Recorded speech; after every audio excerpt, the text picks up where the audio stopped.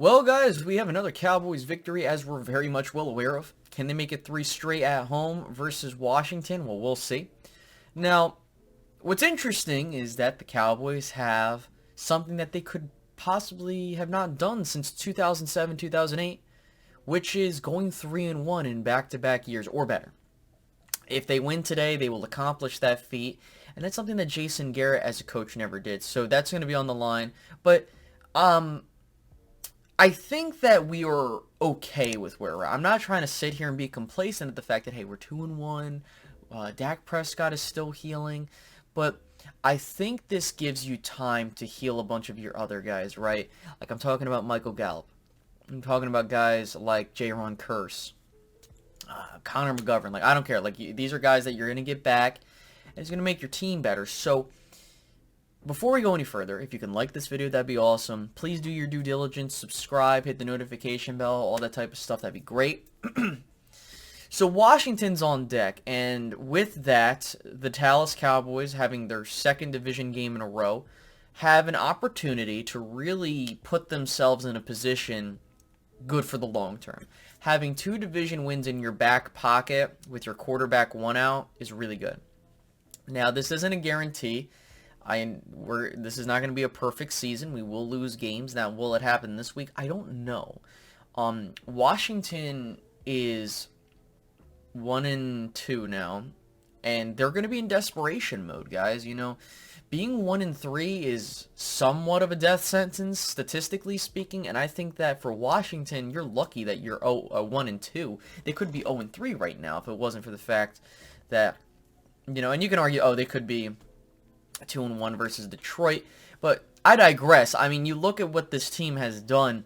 Carson Wentz, in the last 2 weeks, 5 and 9 sacks. That's not good, and I think that's a really big indicator is that interior, similar to what I said versus the Giants, the interior is not good. I think that you can attack the interior of this offensive line for Washington.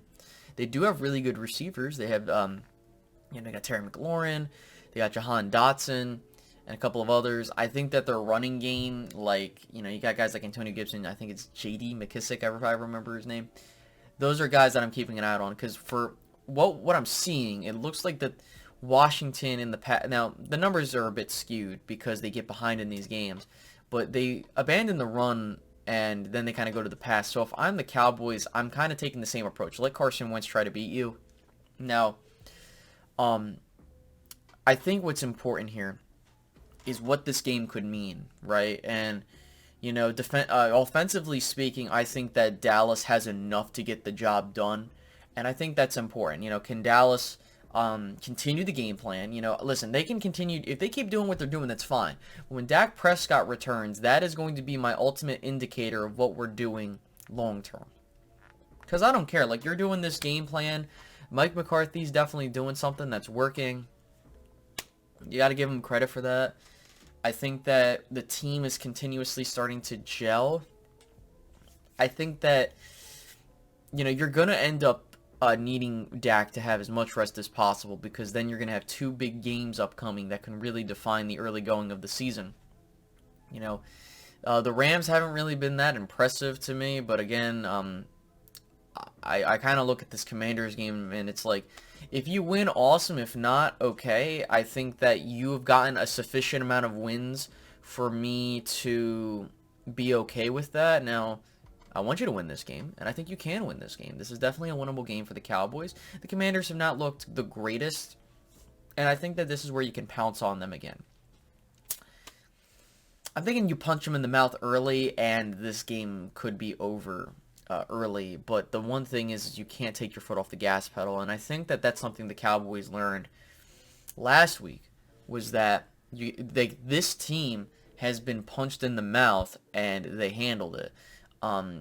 Now, that first game was abysmal. The second game, we had a moment of stress, but we did punch first, but we managed to overcome that. And then this other game, it really felt like, okay, whoever scores first, that's going to be it. But Dallas did just okay. Like, they held in there. Not only did they tie the game, they went on to win the game, which is crazy because, like, that's something that I couldn't see with other teams.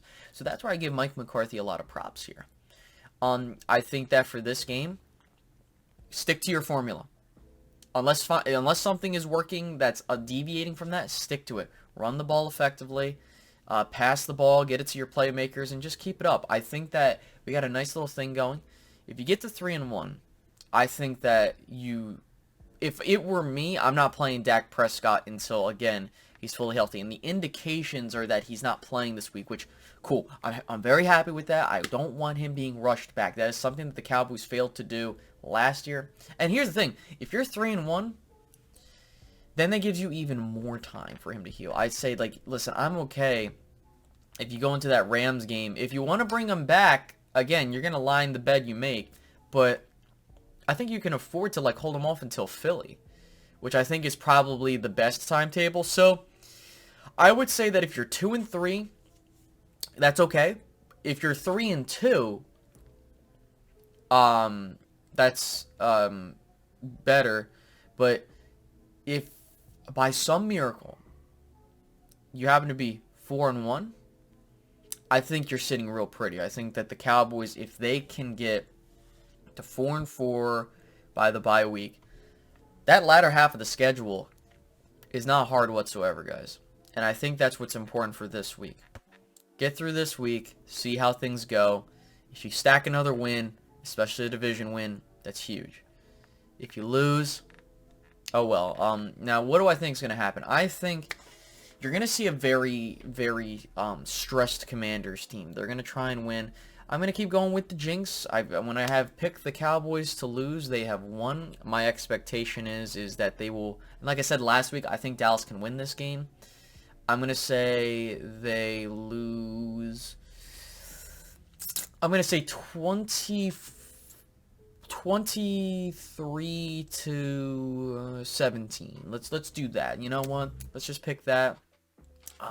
Let's keep the streak going. If it doesn't work, I'm gonna laugh if it continues to work. But yeah, I think that the Cowboys are in a prime position to keep things going. I think defensively, you have the league lead in sacks, which is impressive because usually defenses don't translate from year to year. Offensively speaking, I think that you are doing well, and you now have a crowded wide receiver room. And I understand that people will come, oh, Space Cowboy, you're so negative. The problem is, and I said this to begin the season, there are way too many question marks for me to be optimistic. But as they start checking off boxes, then I'll continue to buy in. But until Dak Prescott returns and we continue to win with this formula, which we did last year, I'm not really going to care. So, Mike McCarthy, hold it down. Can you get us to 3-1? Get us to 3-1, and I'm feeling a lot better because, for those that don't know, if you get to 3-1, your chances of making the playoffs, I think, are 75%. Yes, we were 3-1 at one point, but like it's how you get to 3-1.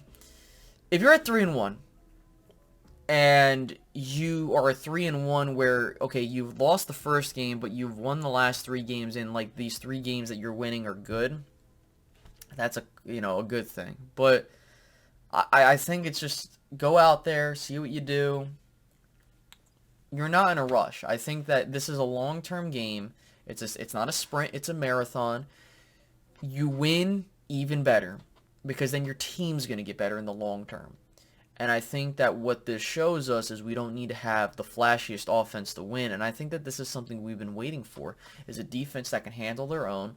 And then you have your offense score, move the ball, score some points, and you win games. And then your special teams come in handy when they need it. I mean, Maher's only missed 1 kick, and that's a 59-yard freaking field goal to end the half. I'm not upset with that. So let's hope that this continues. Again, will Cooper Rush remain undefeated? I don't know. We'll see. I hope so. And I think that with all that being said, I'm excited for this week. I think we'll be fine.